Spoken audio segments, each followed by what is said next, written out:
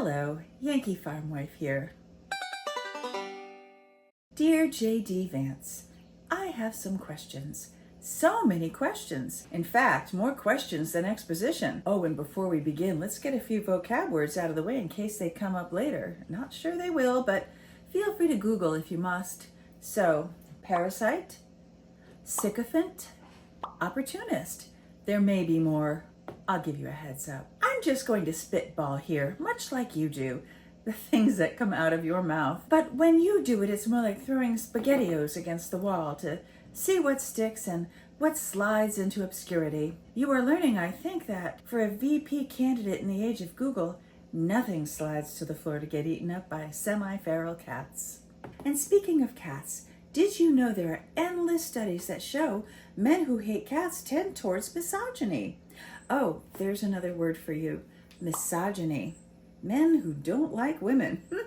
Now, I assume that you don't like cat ladies, well, partly because of the following statement. The exact quote is, What I was basically saying is that we're effectively run in this country via the Democrats, via our corporate oligarchs, by a bunch of childless cat ladies who are miserable at their own lives and the choices that they've made, and so they want to make the rest of the country miserable too. And it's just a basic fact. You look at Kamala Harris, Pete Buttigieg, AOC, the entire future of the Democrats is controlled by people without children. And how does it make any sense that we've turned our country over to people who don't really have a direct stake in it? have you interviewed any cat ladies? Taken a poll? How do you know they're miserable?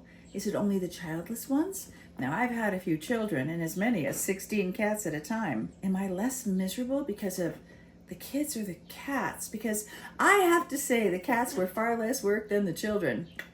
But I digress. One chunk of SpaghettiO that really stuck to the wall was when you called Trump an idiot and reprehensible, then compared him to Hitler.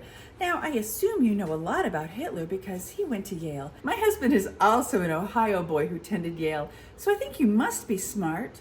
But you also said this. Why is this just a normal fact of life for the leaders of our country to be people who don't have a personal and direct stake in it via their offspring? The Democrats are talking about giving the vote to 16-year-olds. Let's do this instead. Let's give votes to all children in this country, but let's give control over those votes to the parents of the children. Doesn't this mean that non-parents don't have as much of a voice as parents? Doesn't this mean that parents get a bigger say in how democracy functions? And then he answered his own questions with, yes, because tax deductions are not enough. Now, this is a whole muck bucket load of SpaghettiOs you just heaved against the wall, sir. So many questions, so many questions. I want to do some math, but my 10-year-old prodigy grandchild, Iggy, is at camp, and I cannot wait until noon, till he gets home to help me, so I will do my best here. Vance has said he is personally in for a total ban on abortion, including rape and incest. Don't you just wish men could get pregnant? Except for if the woman's life is in danger. And if you follow current events, you can see how well that's working. That was sarcasm if you hadn't noticed, okay? Now, he has stated you can have some minimum national standards, which is my view, while also allowing the states to make up their minds. California is going to have a different view from Ohio. That's totally fine. That's when we toss aside that can of SpaghettiOs and open up the can of worms. Mr. Vance again, just spitballing, but if Ohio is more restrictive, as you would hope since you're a resident, are the women there less human or a lower status human or American citizen than those of other states? It seems to follow if they have fewer rights, that would be the case. For example, would Ohio women be only 3/4 human while their fetuses are 100% human? That is, of course, until the babies are born to poor single women on food stamps when those babies drop to maybe 50% human. I asked my Ashtabula, Ohio-born husband if that was true, and he replied, absolutely not. Across the board, everyone in Ohio is about 75% human. Not helpful. This is serious, but I digressed yet again. Let's get back to childless humans who can't be bothered to breed and are worth less than the breeders. Are you an originalist, like some conservative Supreme Court justices? I'm trying to find some tools to do this math until my Iggy gets home. Article 1, Section 2 of the U.S. Constitution of 1787. Can't get more originalist than that.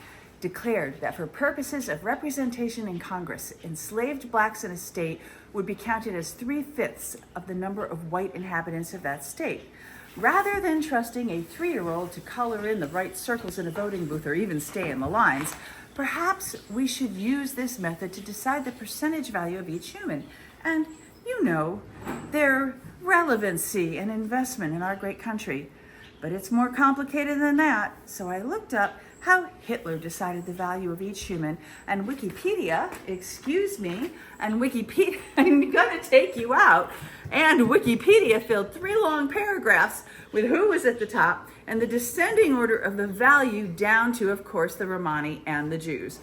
No mention of childless cat ladies, so it would be useless to you, Mr. Vance. I'm going, come on. As a mental exercise, I'm going to back off the online Scrabble today and try to lend you a hand because I can't wait for Iggy. Now let's assume all men are 100% human, unless they are childless. Now let's make those losers 90%, unless they're impotent. Not their fault they're childless, so give them back 5%. Women, of course, start off handicapped because so many of us are fond of cats, so 90% across the board, which beats being an Ohioan, right? Now, childless women lose 25%. Cats are already included in the 10% penalty, so childless cat ladies wouldn't get an extra penalty for that. Okay, let's move on to the LGBTQ plus people. Now, we know you don't believe in them having full rights and like to refer to them as groomers, but this gets complicated. If we say all of the queer categories start at 75% human, women, of course, already having lost 10% off the top.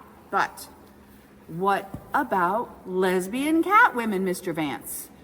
You gotta help me here. Oh, piffle. I just realized we haven't discussed indigenous people. Now, they were here long before us. Do they get judged as well, or is their humanity grandfathered in? Do they get more or fewer percentage points if they live on the reservation? What about childless indigenous cat ladies? I know a few indigenous dog ladies. Are dogs worth more points than cats? And one's a lesbian. She has no children of her own, but she's a stepmother of 2 like Kamala Harris.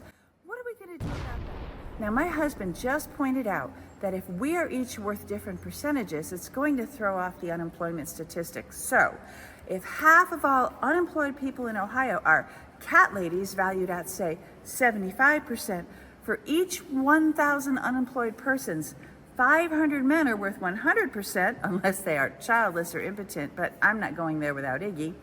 And the 500 women are worth only 375 people, thereby reducing the unemployment rate in Ohio. But that would change from state to state because, of course, each human life is valued differently, which, to quote you, is totally fine. Of course, if all this came to pass, there would be no unemployment at all, as it would take all hands on deck to keep track. But I have to ask, who, Mr. Vance, will keep track of you?